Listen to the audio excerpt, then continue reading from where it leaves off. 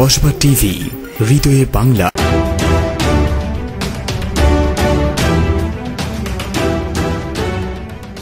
আফরোজা হাসির সহযোগিতায় এখন বিস্তারিত। পক্ষ থেকে ওনাকে আমরা ধন্যবাদ জানাচ্ছি। পাশাপাশি এই নিপীড়িত বাংলাদেশের নিপীড়িত নির্যাতিত মানুষের পাশে ওনার দীর্ঘায়ু আমরা কামনা করছি, ভবিষ্যৎ উজ্জ্বল যেন হয় সেই দোয়া চাচ্ছি ওনার জন্য। এবং ওনাকে আজকে আমাদেরকে পেয়ে আমরা এটাই আমার জন্য সৌভাগ্য। আমার মা বলেছিলেন কয়েক বছর আগে, আমার মায়ের বয়স বেগম খালেদা জিয়ার চাইতে বেশি ছাড়া কম হবে না। আমার মা বলেছিলেন তাই যতদিন আছে এতদিন তুমি দেশে আইসো না। তার মানে তাইটাকে তাই চলে গেছে, তাই কে বলেন তো আপনারা? আমার মা বলেছিল তাই যতদিন আছে, তার মানে তাই যতদিন ক্ষমতায় আছে তুমি কিন্তু দেশে আসবা না। আমি যতটুকু জানি যে তুমি তাইর বিরুদ্ধে কথাবার্তা বলো, মানে আমার এই বয়সের মা পর্যন্ত আমাকে নিষেধ করেছে। KTV 24 উনি যাত্রা শুরু করেছেন 2000। আমি একটা কথা বলি যে ইলিয়াস থেকে শুরু করে উনি কিন্তু পশ্চিম এই শেখ হাসিনার পতনের ব্যাপারে কিন্তু ইউকে আমেরিকা থেকেও কিন্তু 24 লন্ডন থেকে উনি কিন্তু যুদ্ধ ঘোষণা করেছেন।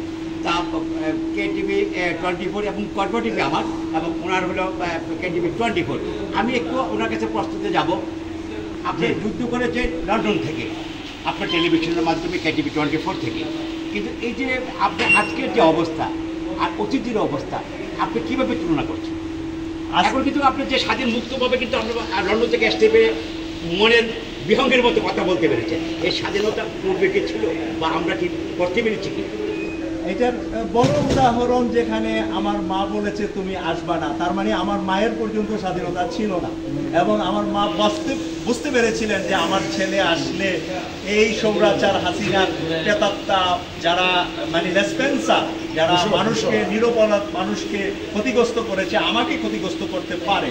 আর সেই কারণে আপনারা জানেন যে আমরা যারা ইউরোপ আমেরিকা থেকে আমাদের সাংবাদিক ইলিয়াস ভাই, ডক্টর কনক সারোয়ার ভাই, ডক্টর পিনাকি ভট্টাচার্য প্যারিস থেকে, ফ্রান্স থেকে, সবার অবদানের বদলা, এবং আপনারা হলেন আমাদের চাইতে অনেক বড় অবদানকারী, কারণ আপনারা ফিল্ডে ছিলেন। আমরা ফিল্ডে যাওয়ার জন্য উৎসাহিত করেছিলাম। 4 তারিখ আমি ঘোষণা দিয়েছিলাম মাথাটা রাখবা, নিচের অংশ সকালে নাস্তা করে ঢাকায় যাবা। 4 তারিখ আমি বিকালে ঘোষণা দিয়েছি যে 6 তারিখ থেকে 5 তারিখ করা হয়েছে, তার মানে হলো 5 তারিখ আমাদের বিজয় হওয়াই লাগবে, আমাদের আর জীবন যাওয়া যাবে না। আমি বলেছি কুমিল্লা থেকে, ব্রাহ্মণবাড়িয়া থেকে, সিলেট থেকে, সারা বাংলাদেশ থেকে ঢাকামুখী হন সবাই। 4 তারিখ সন্ধ্যায় আমি ঘোষণা দিয়েছি। যখন ঘোষণাটা আসছে যে 6 থেকে 5 তারিখ করা হয়েছে, আমি সাথে সাথে বলেছি যে পুলিশ পাও, ছাত্রলীগ পাও, আর যেই লীগই পাও, মাথাটা রাখবা, সে যেন বাকি জীবন মনে রাখতে পারে যে 24 সালে ও গাদ্দার ছিল, এবং মানুষ যেন যুগ যুগ যাবৎ দেখতে পারে যে এই গাদ্দারদের এভাবেই অধপতন হওয়া দরকার। কিন্তু গাদ্দাররা 5 তারিখে মাঠে নামতে পারে নাই। তাদের কিছু পুলিশ বাহিনী সাভারে একটা বড় অপরাধ করেছে, সেই অপরাধের শাস্তি এই যে জীবন্ত আমাদের সন্তানদেরকে পুড়িয়ে মেরেছে, সাভারে এই কাজটা আশুলিয়াতে হয়েছে সবচেয়ে বেশি 5 তারিখে। আমরা এর বদলা নেব আইনগতভাবে, হাতে ধরে নয়। এটাই আমরা প্রত্যাশা করি। আমরা অনেকে 71 মুক্তিযুদ্ধ দেখেছি, কিন্তু 2024-এর কিন্তু যুদ্ধ কিন্তু আমরা দেখেছি। আপনি দুইয়ের মধ্যে কি পার্থক্য? আমি 71 দেখি নাই, আমি 90-এর সৌরাচার বিরোধী আন্দোলনের একজন ছাত্র ছিলাম, স্কুল পড়ুয়া। এক দফা এক দাবি, এরশাদ তুই কবে যাবি, সেখান থেকে আমার শুরু।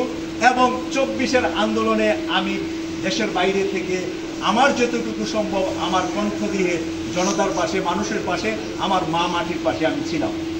এই বিজয় 24-এর বিজয়কে ধরে রাখতে হলে আজকের প্রজন্মের কাছে আপনার কি মেসেজ দেওয়া আছে? আজকের প্রজন্মের কাছে একটা মিথ্যার বিরুদ্ধে সত্য দাঁড়িয়েছে। এখন আমরাও যদি মিথ্যার দিকে ধাবিত হই, আমাদের পতনও একবার আবার মিথ্যাবাদীদের হাতে হবে। এই কথা মাথায় রেখে আমার করজোর অনুরোধ থাকবে যে জনতার, মানুষের সেবাটা প্রাধান্য আপনারা বেশি দিবেন।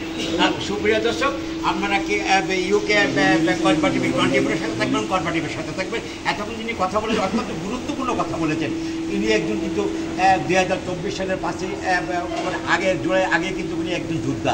আর সেই যোদ্ধা আপনারা শুনতে পেরেছেন ওনার মুখ থেকে, যে যুবদলের সাবেক আহ্বায়ক সভাপতি কামাল উদ্দিন কিন্তু দেশ ধরে এই ঐক্যবদ্ধ করেছিলেন এই সকলকে সহযোগিতা হওয়ার জন্য। আপনারা ভালো থাকুন, সুস্থ থাকুন, কসবা টিভি। কসবা টিভির সংবাদের সাথে থাকার জন্য ধন্যবাদ জানাচ্ছি। পরবর্তী সংবাদ পেতে আমাদের চ্যানেলটি সাবস্ক্রাইব করে রাখুন।